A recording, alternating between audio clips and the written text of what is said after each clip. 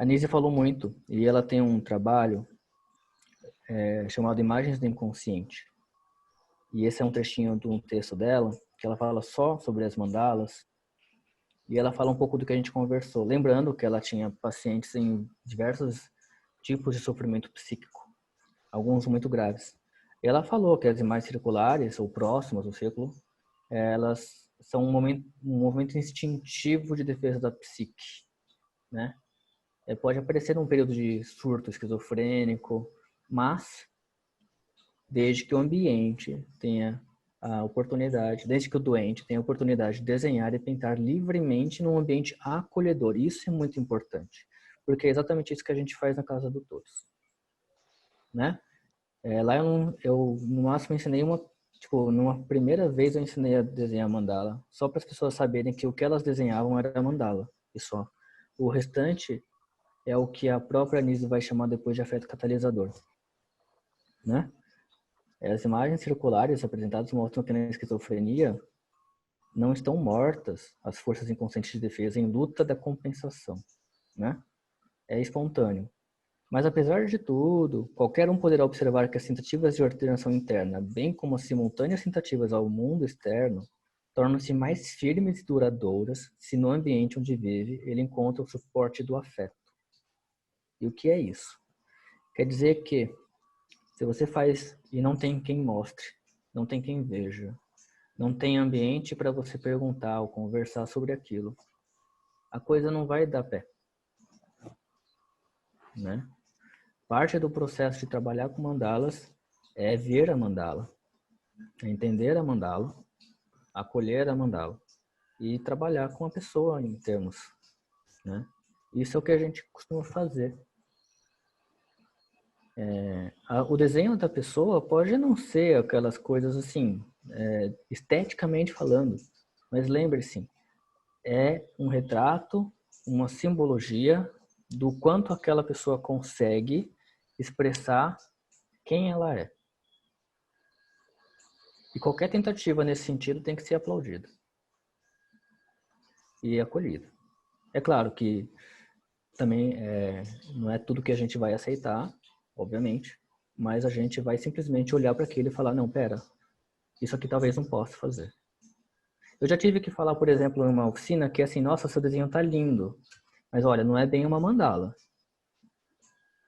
Porque eu preciso mostrar para ela que uma mandala é de outra forma. Mas tá lindo, tá incrível. E a gente pode conversar sobre esse desenho. Mas uma mandala é outra coisa. Principalmente quando ela fala, olha minha mandala, aí não é. Aí você vai lá e fala, não é bem isso. Mas eu agradeço. Eu acho incrível e eu vou olhar com a maior atenção o que você fez. A simbologia da mandala dentro do desenho, ela é normalmente um conflito de opostos, né? Ela pode ser o cosmos, o mundo, ela pode ser uma casa, como é a nossa, ela pode ser a representação de um self. Aqui eu coloco Imago Dei. O que é uma Imago Dei? É a imagem de Deus. Você pode acreditar em Deus, você pode não acreditar em Deus, mas a imagem dele, ela afeta psiquicamente, seja ela qual for. Ou se não for a imagem de um Deus, pode ser aquela imagem de algo que faça tão sentido na sua vida que sem aquilo você não vive. Pode ser, por que não? Mas algum afeto, alguma energia psíquica que te constitui, que é a fonte do seu saber, da sua existência. Mas tem outras, é um espaço sagrado. A mandala pode ser um espaço sagrado. O local onde é feita a mandala também pode ser um espaço sagrado. E as pessoas que estão com você também fazem parte desse espaço, né? A própria estrutura da psique para Jung é formada por mandala, e aí, como o Léo falou mais cedo, de repente também para Lacan, né, também existe um vazio central e uma circularidade do sujeito. Eu não sabia, estou aprendendo hoje. Tem a questão dos opostos entre masculino e feminino, centro e todo, self e ego, consciente e inconsciente, luz e sombra, e o que eu quero dizer com sombra, aquela parte da nossa psique que nós não gostamos ou não queremos acessar, né? Ou não fazemos muita questão de acessar, também pode ser. Ou aquilo que a gente simplesmente desconhece. O inconsciente é sombra, a grosso modo. dentro e fora, e alguns mitologemas.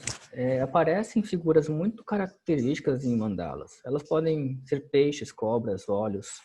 Todas essas imagens, elas fazem parte de uma simbologia. Você pode pensar no olho como o olho de Deus. Você pode pensar no peixe como um renascimento. Mas você tem que tomar muito cuidado com essa interpretação. Porque se ela não disser nada para aquela pessoa, talvez não seja aquilo, né? A pessoa pode fazer uma pedra e ser um olho, e para ela é uma pedra. Para você é um olho, isso não quer dizer muito para ela. Isso é teoria, apenas. Isso, de repente, vai ser trabalhado, de repente, de uma outra forma. Ah, eu voltei para essa. Tá vendo? Isso aqui é um castelo dourado. Até o que a gente estava falando aqui, quando a gente volta para Jung, a gente tem que lembrar que ele estava falando de coisas da vivência dele, né? Então ele não sabia se ele estava certo ou errado, porque era ele, assim, isolado. Ele estava falando do que ele achava que era. E isso não constitui psicologia, exatamente, tá? É achismo por enquanto. Mas ele deu valor e ele achou que essa mandala que ele desenhou tinha uma coisa de chinesa que ele não sabia identificar. Por que ele achava que isso tinha um teorzinho meio chinês, alguma coisa. Mas não tem, na verdade, assim, ela é só uma impressão. Sincronisticamente, Richard Wilhelm trouxe, que era um grande colaborador dele também, trouxe a ele um manuscrito de um trabalho de alquimia chinesa, taoísmo, chamado Segredos da Flor de Ouro, e tinha muitas informações sobre mandalas, e batia muito com o que ele tinha feito, né? Então, de China para China apareceu dessa forma, que o manuscrito chinês falava muito de uma circunambulação e de uma deambulação em torno de um centro. Foi aí que o Jung percebeu que ele não estava sozinho nessa, e que a psicologia que ele estava desenvolvendo tinha paralelo com outros saberes, e foi a partir dessa alquimia e de outros que ele foi desenvolver ele estava empacado nesse sentido, que ele estava empacado na sua teoria, mas foi a partir desse escrito de muitos outros que vieram depois que ele percebeu que existia algo na psicologia dele que era de validade universal. Algo, não tudo. E aí vamos para outras coisas, né? O centro pode ser visto como luz, masculino, o espírito criativo, o contorno da mandala é matéria, feminino, né? O concretismo. Quem estuda o taoísmo, ou quem estuda a alquimia, ou quem estuda até a questão das cartas do tarô, vão encontrar ali a papisa, a imperatriz como um símbolo desse yin, e vão encontrar o louco e o mago, e o depois, né, o imperador como um símbolo desse yang. O centro é a consciência e a borda é a vida, e o que eu quero dizer é que para o taoísmo não existe consciência sem vida, tá? Então você tem que viver, e aí você se torna consciente. Isso é diferente do que a gente acha hoje em dia no Ocidente, que você pode se desenvolver loucamente o seu intelecto, mas sem experiência não dá. E é por isso que a gente faz mandala. Atma e Mahatma, a nossa alma dentro de uma grande alma, onde todos pertencemos, né? A proteção e a contenção desse círculo mágico. E uma coisa da semente do útero, né? Do nascimento e da proteção. E assim vai, gente. Aqui algumas coisas em relação a isso que eu acabei de falar, né? Eu vou pular rapidinho, porque basicamente essa mandala é minha, tá, gente? Eu fiz depois com tinta. Foi um grande sufoco, mas é uma mandala de tinta. E aí vai. E para matemática, a Catarina, que é matemática, talvez ela goste dessa parte. A mandala tem muitas harmonias possíveis de eixos, né? 2, 3, 4, nenhum, 8, 12, por aí vai. 12 fatias, né? 12 arestas. Mas a de número 4 é especial para Jung.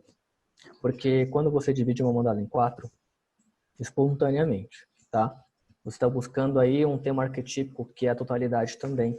Só que essa totalidade, ela é racional. Vamos dizer assim. Gosto dessa metáfora. Você tem um mundo. O mundo, até onde sabemos, é redondo, né? E aí nós construímos uma casa em cima desse mundo. Esta casa é quadrada. Na verdade, são dois lugares onde habitamos. São dois lugares onde vivemos. Só que numa casa nós estamos um pouco mais confortáveis e por isso nós temos 4 paredes nela, né? Mas isso não quer dizer que o mundo não esteja lá fora, esteja influenciando, inclusive que não seja o chão dessa casa. É o grande encontro entre o consciente, racional, e o inconsciente, que é o mundo.